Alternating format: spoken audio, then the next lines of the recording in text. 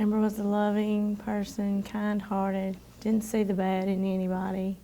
She was just a beautiful, fun-loving girl. They got caught up with the wrong crowd. What do you think about today's sentence? I'm happy. I mean, I myself would have liked to see him get the death penalty, but I'm happy with the outcome. How hard was it sitting this past week, hearing all this evidence coming down, and the details of it and everything else? Well, I didn't get to hear a lot because I didn't sit in the room for the graphics, but it was very hard. Hardest thing I ever had to do. How long had you known J.D.? I'd only seen J.D. and met him one time. With your daughter? Yeah. What about the day that she went missing? What do you remember about that day?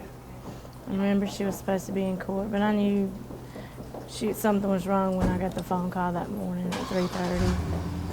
That something was wrong because she just doesn't call my phone at 3:30 in the morning. What did she say when she called? She didn't say anything. I missed the call, and whenever I called her back, J.D. answered, and I said, "Where's Amber?" And he hung up. Okay, but he called back again later on? I just got text. It was just text between me and him. I thought it was her, but it was actually him. She was already dead. So he was just basically trying to play her then? Yeah, to throw us off. What about when they found the vehicle over there? I knew she was gone when they found her. Amber didn't leave her car anywhere. So, I mean, and when she wasn't answering the phone for me, I knew, I already knew something bad had happened. When did you really think it was definitely him? I mean, at what point of the... From the very first time, I knew. What do you think about his demeanor in the courtroom today? He didn't have no remorse whatsoever, nothing. I mean, to look over at me when I'm crying and smile, what kind of remorse is that? And he has 3 children. I just don't understand it. It's just cold-hearted. What you read to the jury, or to the, I'm sorry, not the jury, the victim statement? I read him the poem, The Dash, just so that would mean, I wanted that to be true meaning to him, because the dash, his dash doesn't mean nothing. You have to read the poem to know what I'm talking about, but Amber's life meant a lot to everybody. Nobody was here for him. He means nothing. You still have that poem with you? I sure do. Can you handle reading it again or not? No, I'm okay, that's all right. That's fine. I'm sorry. I can. Yeah. Okay. It's called The Dash. I read of a man who stood to speak at the funeral of a friend. He referred to the dates on her tombstone from the beginning to the end. He noted that first came the date of her birth and spoke of the following dates with tears, but he said what mattered most of all was the dash between the years. For the dash represents all the time that she spent alive on earth, and not only those who loved her know what that little line is worth. For it matters not how much we own, the cars, the house, the cash. What matters is how we live and love and how we spend our dash. So think about this long and hard. Are the things you'd like to change? For you never know how much time is left that can still be rearranged. If we could just slow down enough to consider what time and real, and always try to understand the way other people feel. And be less quick to anger and show appreciation more and love the people in our lives like we never have before. If we treat each other with respect and more often wear a smile, remembering that this special dash might only last a little while. So when you're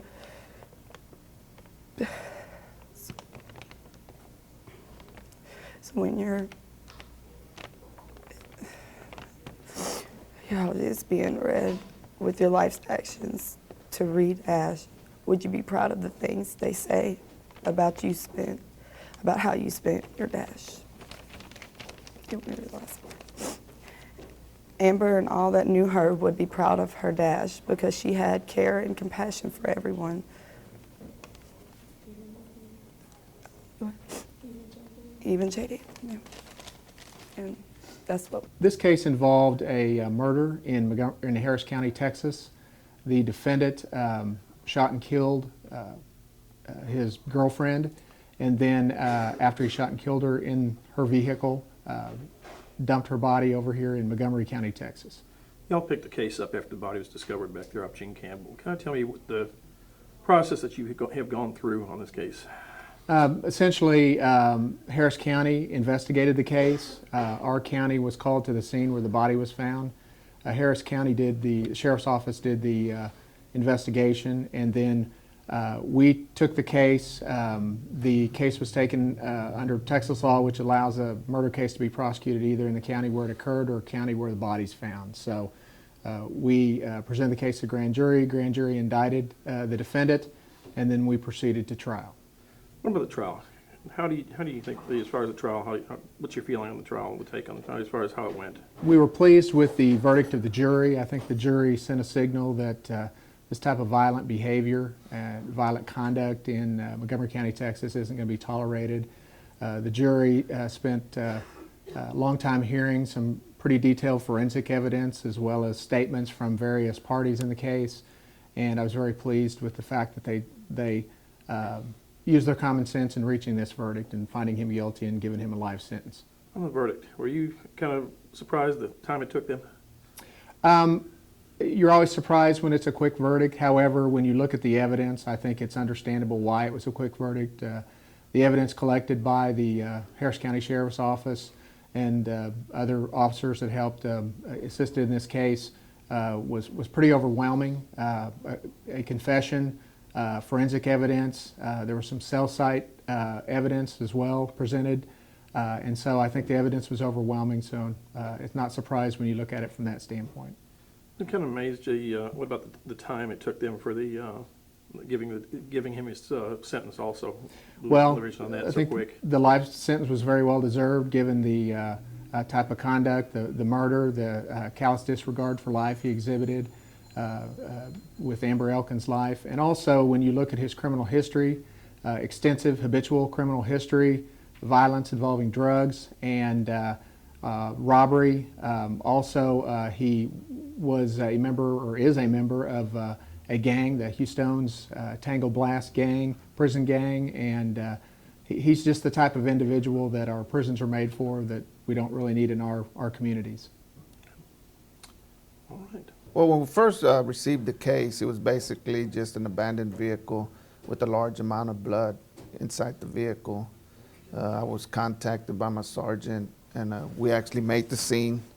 And the biggest thing was he just wanted us to look at the vehicle, look at the scene, and see if it was any type of foul play, if the homicide division should get involved. We determined that the amount of blood loss, something bad had happened. Either that person had to have gone straight to the hospital or was probably deceased. So we went ahead and picked up the investigation. Tell me, kind of describe the scene that you first had it there. Was it a car wash over at Homestead? Yeah, it was an abandoned car wash right next to a bayou there off of Homestead. The vehicle had actually been there 2 days. The car, one of the business owners located the vehicle the first time, but didn't think anything about it. He thought maybe the people were out there fishing in the creek.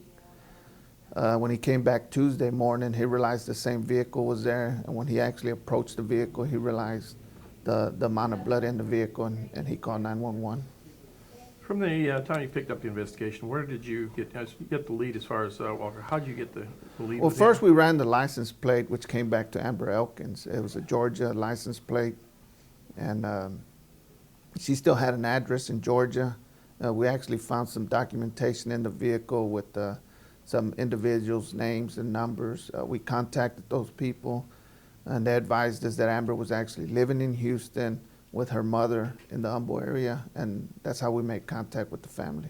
Had the family reported her missing yet at that time? No, they hadn't heard from her. They thought it was kind of strange that she hadn't called in a couple days, because she, like the mother said, Amber normally would call her at least once a day, if not several times a day, and she hadn't heard from her.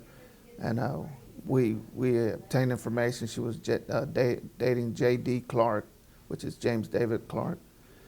And we got his cell phone number, his address, and that's when we began investigating him.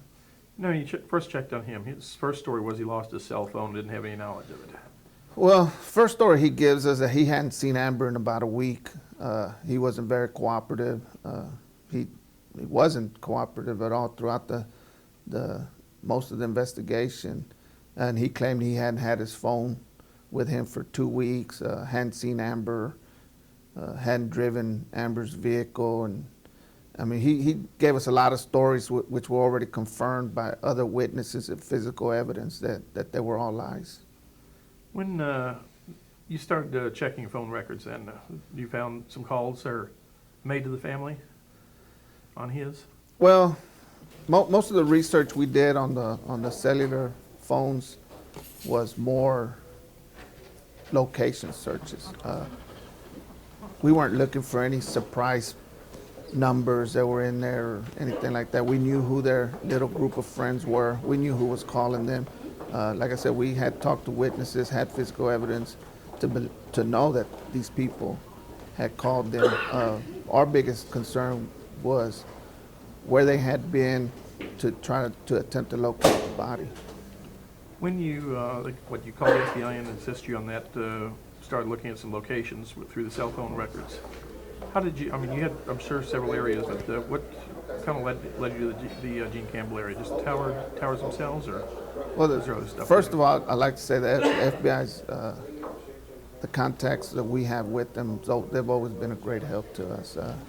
They'll give up their kids' baseball games to come help us, and I appreciate that about them. And yes, they were able to plot her phone movements, and there was one that was just out nowhere, which was in the Gene Campbell area, right there, I guess it's Porter, New Katy area. And we sent EquiSearch out there, and I think they spent like several hours out there before they found the body. When did you first finally discover that his, basically, for better words, baby's mama lived right down the street, basically, on Gene Campbell, on the other end of the Gene Campbell?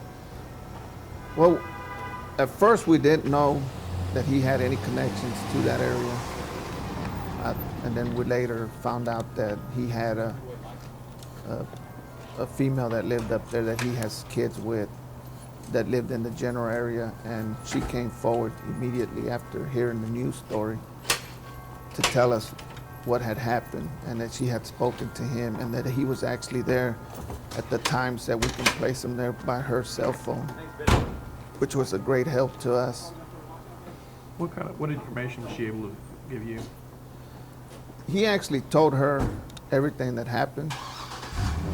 He told her that he had shot and killed Amber and had dumped her body. We're getting a story that he was, I don't know if he was delusional at the time or what, but Yeah. her face kept turning into another person's face, so he shot and killed her. So they basically, from there, finally, just basically a lot of investigative work to get him to the courtroom again? Well, we finally brought him in, questioned him. He really never gives a true confession. The only time he tells us the truth is when we put out physical evidence and evidence that we have, witness evidence. At first he lies about everything, and then when we confront him about it and prove to him that we have evidence, then he would change his story. But that's about as far as he would go. He didn't ever wittingly just ever come out and say that he killed her. Did you ever find out how the truck in the Homestead area, why he would have taken it over there to do it? Or was there a reason for it? Or Well, that's the area he lives. I mean, he lives there.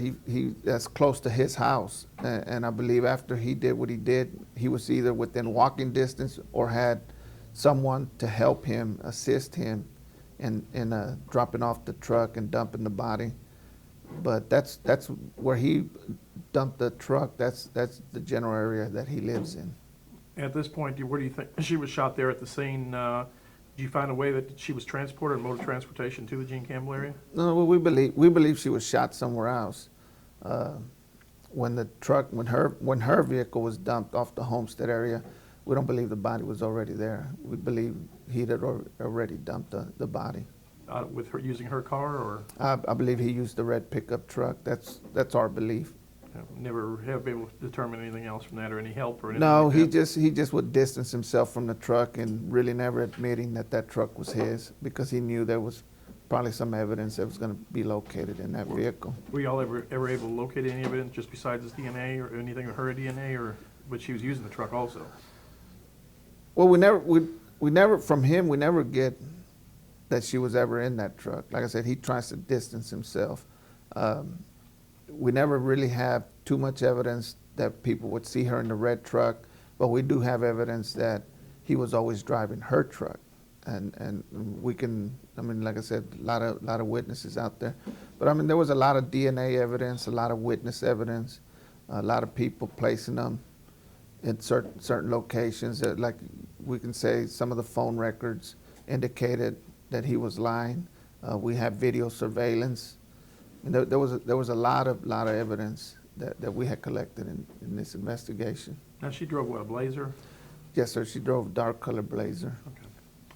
All right, what do you think the courtroom, I mean, the trial today, or the trial and the jury verdict today, and basically his demeanor too, the way he, I mean, didn't seem like it really affected him at all. Well, I mean, it's a good day for us because all the hard work that we put into an investigation, I mean, it's done. I mean, we know we did a good job, and the jury, we believe the jury did the right thing.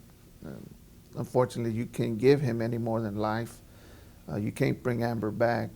I know it gave the family some closure, but like the mom told me, it still doesn't bring my daughter back. So, I mean, that's still probably the worst part of being a homicide investigator, is that even when you give the family some closure, you know you don't give them full closure, because you can never return their loved one to them.